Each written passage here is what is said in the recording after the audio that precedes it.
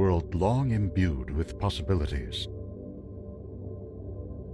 At the end of the 19th century, the Italian astronomer Giovanni Schiaparelli noted markings running down the planet. Lattices of double lines. He connected them in a vast global network. He imagined they were immense structures that would carry melting snow from the poles to the dry interior. The American astronomer Percival Lowell saw in these canals the future of Earth. Here was a dying civilization trying to rescue itself from a global ecological crisis. What was the planet like up close? The author H.G. Wells sought to fill in the blanks with an article, "The Things That Live on Mars," based upon scientific reasoning in conformity with the very latest astronomical revelations.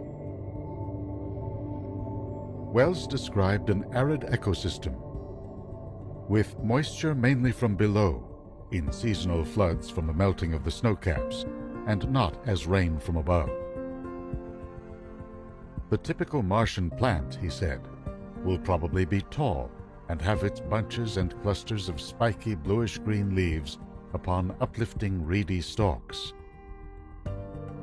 He reasoned that with the force of gravity just 3/8 that of Earth, the limit of height and size in terrestrial plants is probably determined largely by the work needed to raise nourishment from the roots to their topmost points.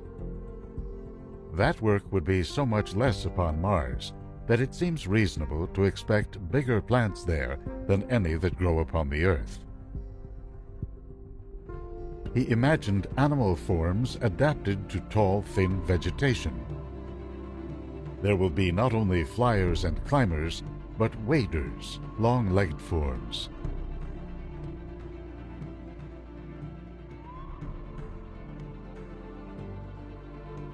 Clearly, he said, the dominant species will have been evolved out of some species or other, just as man has been evolved from among the land animals of this globe. How far are these beings likely to resemble terrestrial humanity?